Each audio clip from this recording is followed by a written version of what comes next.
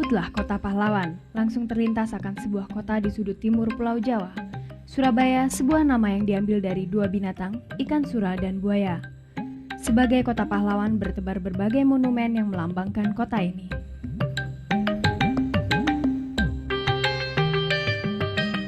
Tak hanya gedung-gedung bertingkat yang menjulang, tapi juga jalan-jalan bebas hambatan yang membentang mengelilingi kota dan mampu menghubungkan bagian-bagian sudut kota dengan cepat. Meski begitu, kemacetan lalu lintas tetap mewarnai kehidupan kota ini, layaknya kota-kota besar lainnya.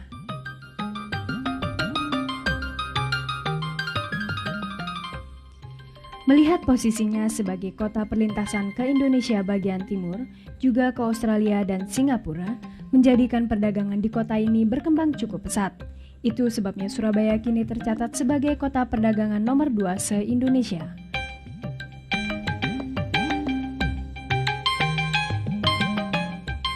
Kemilau lampu metropolitan menjadi ajang menantang dalam kepandaian bercatur memperebutkan uang, kehidupan, dan harapan. Seperti kota metropolitan lainnya, Surabaya juga menawarkan janji-janji masa depan yang lebih berwarna. Namun begitu, meski metropolis dan kian kemilaunya kota ini, tetap saja kita masih mudah mencari rujak cingur, bakwan, sambal petis, dan beberapa sajian khas kota yang tetap dirindukan pelancong.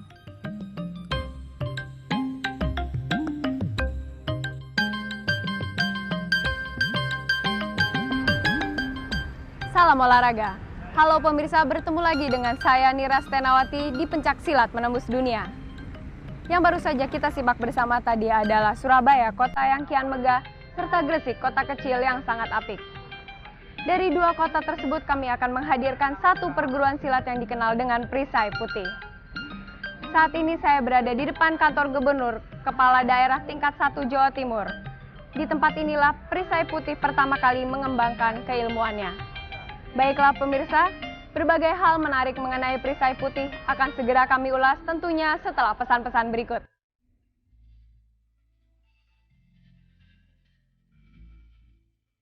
Memiliki ilmu bela diri bagi seorang anak lelaki di zaman dulu adalah suatu kebanggaan yang mampu mengangkat harkat keluarga. Seperti itulah kiranya yang dialami R.A. Bustami Barasubrata. Adalah sang kakek Kilamet yang berasal dari Sumeneb, Madura, membekali cucu kesayangannya Bustami Barasubrata ilmu silat. Bekal dari kakeknya ini ternyata tak membuat pemuda Bustami merasa puas. Dia terus berjalan merantau untuk mencari dan mendalami ilmu silat ke berbagai pelosok dan beragam tokoh silat dari berbagai perguruan. Salah satunya perguruan Setia Hati.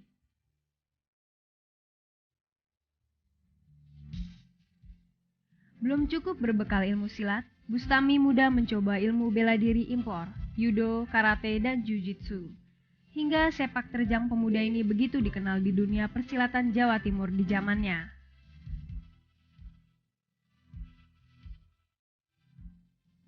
Bekal dari berbagai ilmu silat ini merupakan embrio terbentuknya perguruan bela diri. Setelah malang melintang menggali ilmu bela diri ke berbagai pelosok daerah, akhirnya Pak Bustami merangkum seluruh ilmu yang diserapnya tersebut dan mendirikan suatu perguruan bela diri Jujitsu Silat Karate atau disingkat Yusika Perisai Putih pada tanggal 1 Januari 1967.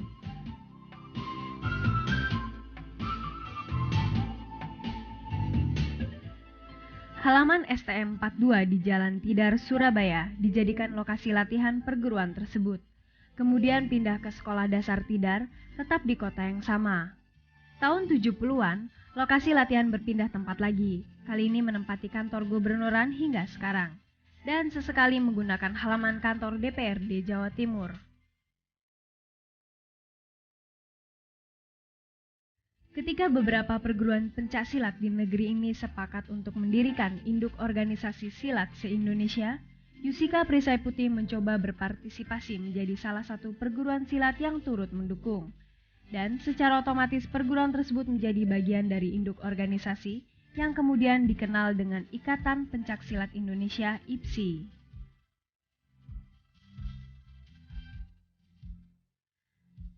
Namun sedikit hambatan yang dialami Yusika Perisai Putih.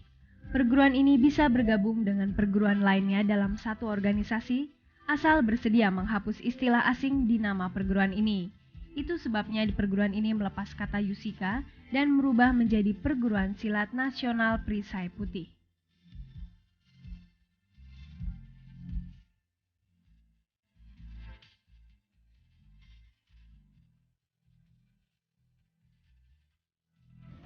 Perisai Putih mula-mula lahir di Surabaya tanggal 1 Januari 1967.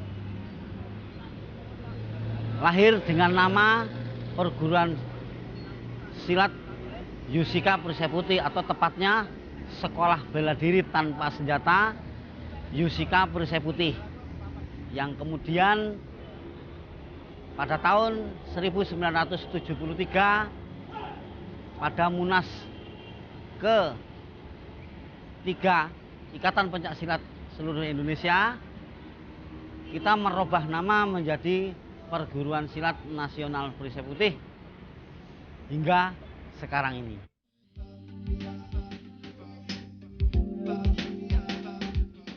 Perkembangan perguruan ini selanjutnya cukup baik. Penyebarannya tidak hanya di seputar Surabaya dan Jawa Timur, tapi melebar ke 11 provinsi.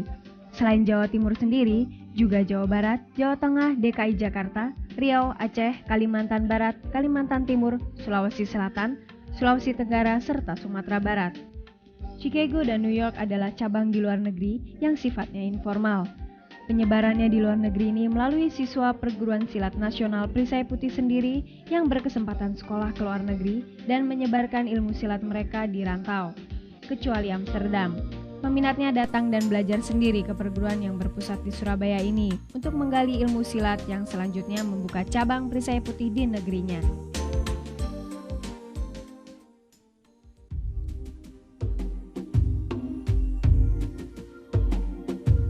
Siapapun bisa menjadi anggota perguruan ini.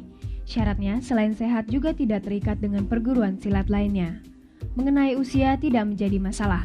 Minimal 7 tahun sudah bisa diterima di perguruan ini. Selebihnya tidak ada batasan. Dan untuk usia lanjut ada metode pengajaran tersendiri. Untuk usia lanjut tidak disarankan untuk mengikuti aspek bela dirinya, melainkan cukup memperdalam aspek spiritualnya saja. Besarnya uang pangkal dan iuran disesuaikan dengan perkembangan ekonomi daerah setempat.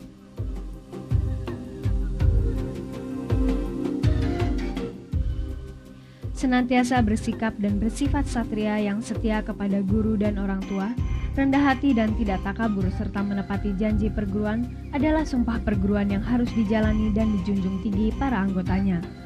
Para siswa pun dibekali moto yang meniru ilmu padi, makin berisi makin merunduk.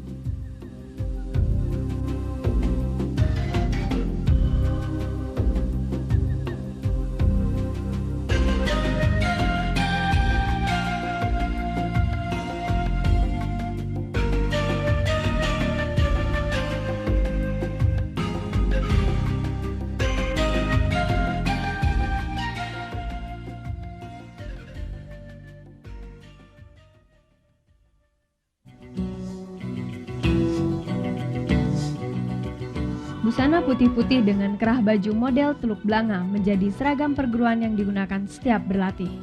Namun warna busana hitam-hitam menjadi seragam nasional bila perguruan ini bergabung dalam semua kegiatan IPSI. Gambar dua manusia yang tengah bertempur dalam warna putih dan hitam dalam segi 8 menjadi lambang perguruan ini. Dan lambang ini mengandung arti mengembangkan ajaran silat ke-8 penjuru mata angin dengan hati yang suci, mengajarkan membela kebenaran dan keadilan. Dalam perguruan silat nasional Perisai Putih terdapat 10 tingkatan.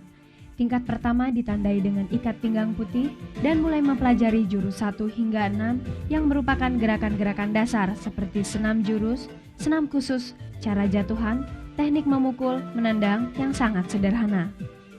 Pelajaran ini terulang kembali sampai siswa mengikuti ujian kenaikan ke tingkat sabuk kuning. Tingkat selanjutnya adalah sabuk oranye, hijau, biru, coklat dengan materi pelajaran meningkat ke gerak kembangan, cara-cara perkelahian bebas, kuda-kuda, jurus serangan, dan hindaran serta kaidah-kaidah pencaksilat lainnya. Setelah lulus dari 6 tingkatan tersebut, naik ke tingkat pendekar yang terbagi menjadi pendekar muda, pendekar madya, dan pendekar utama. Sedangkan tingkatan terakhir adalah tingkat pembina.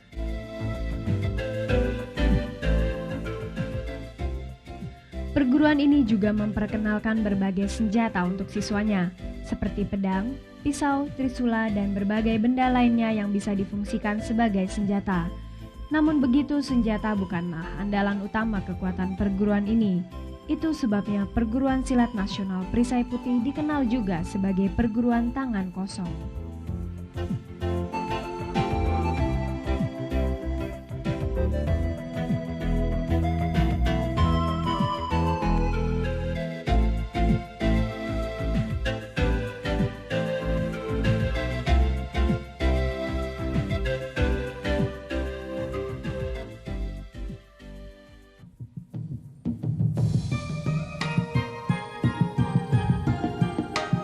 Bicara soal prestasi, mengikuti uji coba pada seleksi PON bagi sebuah perguruan silat yang baru tumbuh dan berkembang merupakan suatu prestasi yang patut dicatat. Itulah yang dialami Perguruan Silat Nasional Perisai Putih ketika mencoba ikut andil dalam Seleknas PON 8 tahun 1972. Dari hasil uji coba ini, 2 anggotanya terpilih untuk mewakili daerahnya di ajang tanding tingkat nasional. Bila langkah awal tidak terlalu sulit, tak mustahil bila langkah selanjutnya berjalan lancar. Dari ajang PON meningkat ke event lebih jauh lagi, ke Jurnas, SEA Games, bahkan sampai kejuaraan dunia. Dan salah satu atlet harapan Perguruan Nasional Perisai Putih di masa mendatang adalah Iskandar. Iskandar, atlet muda Perisai Putih yang cukup potensial.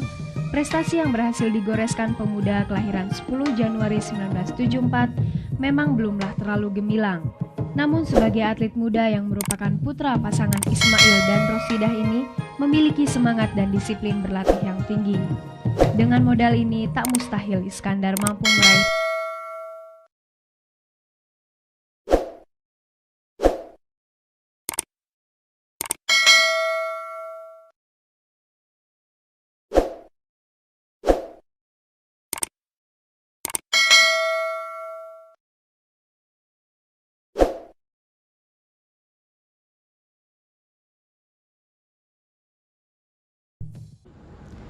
Sebenarnya orientasi saya motivasi di olahraga.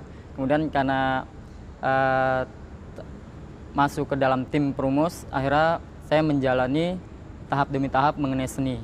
Kemudian akhirnya tertarik dengan seni itu sendiri. Sampai sekarang saya mendalami seni mulai tahap demi tahap.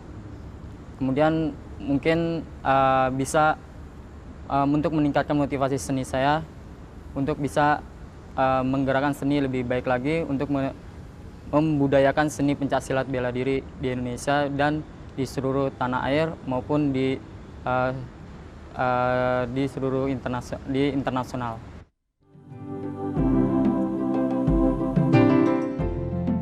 Catatan terakhir prestasi mahasiswa Unisba Bandung ini hanya juara Seleknas tahun 1996, juga gelar juara untuk kotanya Bandung.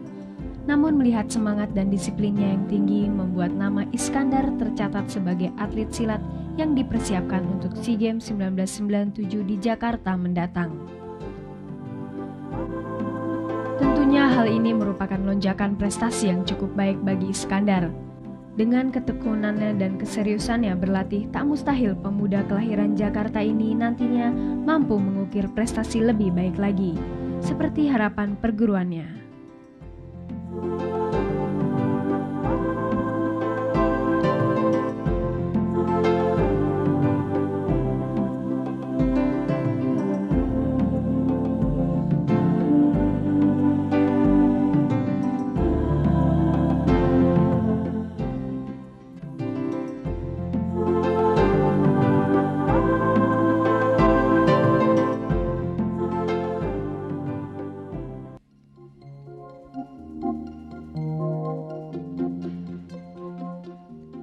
Tidur itu gaib, juga misterius. Ada yang menganut faham tidur itu manti sementara. Karenanya tidur dapat dikatakan bagai hadir di kehidupan lain. Bila seseorang mampu tidur lebih dari 12 jam, Sepanjang waktu itulah dia hidup dalam dunia lain, hidup dalam bayang-bayang ada dan tiada. Namun ada ilmu yang mampu membuat orang tertidur atau dikenal dengan hipnotis. Inilah salah satu ilmu yang dipelajari para anggotanya. Ilmu ini terangkum dalam metode pernafasan yang menjadi andalan Perguruan Silat Nasional Perisai Putih.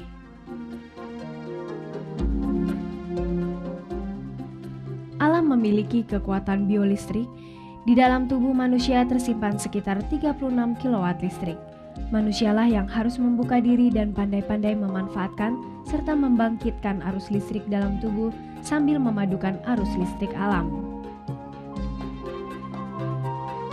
Arus listrik dari tubuh dan alam yang menghasilkan tenaga besar ini dikendalikan pada 3 faktor: otak, sinar mata, dan telapak tangan. Latihan pernafasan menjadi dasar pelajaran dalam memperoleh tenaga dari dalam tubuh. Karena terkendali dari dalam, itu sebabnya dinamakan tenaga dalam. Metode pernafasan ini baru dipelajari siswa bila sudah berada di tingkat 4 dengan ikat pinggang hijau. Ini dirasa perlu mengingat ikat pinggang hijau tercatat sebagai tingkat asisten pelatih, dan mereka harus mengetahui teknik pengobatan. Sehingga bila terjadi sesuatu kepada siswanya, anggota ikat pinggang hijau ini sudah bisa mengambil tindakan awal. Itu sebabnya yang diajarkan baru dasar-dasar pengobatan. Baru di tingkat 5 dengan ikat pinggang biru, sudah diajarkan metode pengobatan ringan yang fungsinya untuk mengobati orang lain. Mengingat tujuannya untuk pengobatan, sehingga para anggota sedikit banyak harus mengetahui anatomi manusia. Pengobatan itu sendiri terdiri dari pemijatan dan refleksi. Kalau pemijatan menyangkut masalah otot seperti terkilir atau keseleo, sedangkan refleksi mempelajari simbol-simbol syaraf. Metode kerjanya membangkitkan simbol-simbol syaraf untuk merangsang organ tubuh agar mampu bekerja secara normal kembali. Yang pertama-tama kita pijat adalah ibu jari. Ibu jari ini adalah untuk merangsang saraf-saraf yang ke otak. Jadi si penderita nantinya otaknya bisa lancar, mendapatkan suatu peredaran darah. Untuk yang kedua adalah di sela-sela antara ibu jari dengan jari yang kedua, ini untuk merangsang liver daripada si penderita supaya liver itu bisa berfungsi aktif. Untuk yang pada sela-sela yang jari yang ketiga dan 4 ini untuk mengontrol bagaimana si penderita ini mempunyai pusing-pusing yang ada di kepala. Ya, untuk yang seterusnya yang ada di sebelah di sini adalah merangsang untuk punggung dan tulang sumsum yang terletak di dalam punggung. Kemudian kepada yang ini adalah G1, titik pusat daripada ginjal yang kita pijat di sini adalah tujuannya untuk merangsang gerakan ginjal dan anak ginjal, yang mana di dalam ginjal ini terdapat suatu kelenjar yang namanya adrenalin untuk penyembuhan asma dan lain sebagainya. Kemudian yang kita pijat di sini adalah tujuannya untuk pijat ke pencernakan, yaitu emak, kemudian usus halus yang ada pankreasnya yang ada di sini, dan kemudian yang di sini adalah usus besar. Dan berikutnya bagi penderita perempuan kita ambil di sini untuk mengontrol bagaimana tentang kandungan. Tapi untuk laki-laki kita lihat bagaimana fungsi daripada prostatnya. Kemudian yang ada di kaki sebelah kiri di sini adalah ada jantung pada jari yang keempat untuk mengontrol bagaimana fungsi daripada jantung si penderita mengenai denyutnya, getaran dan sebagainya. Apakah si penderita itu ada istilahnya jantung koroner atau tensinya lemah atau terlalu tinggi, kita kontrol dari sini. Ini fungsinya juga apabila si orang tersebut mengalami shock sementara, itu bisa kita bangunkan dari yang ada di sini. Meski metode pernafasan ini mampu menghipnotis seseorang, bukan berarti anggota Perguruan Silat Nasional Perisai Putih yang telah menguasai ilmu tersebut bisa dengan leluasa menggunakan kemampuannya untuk hal-hal yang sifatnya negatif. Energi yang muncul dari tubuh manusia sifatnya selalu positif. Energi ini akan berkurang dengan sendirinya bila digunakan untuk hal-hal yang bersifat negatif. Dan lama-kelamaan akan menghilang sampai ke titik jenuh, sampai akhirnya tidak bisa dikelola kembali. Itulah Perguruan Silat Nasional Perisai Putih yang merupakan salah satu perguruan terbesar di Surabaya.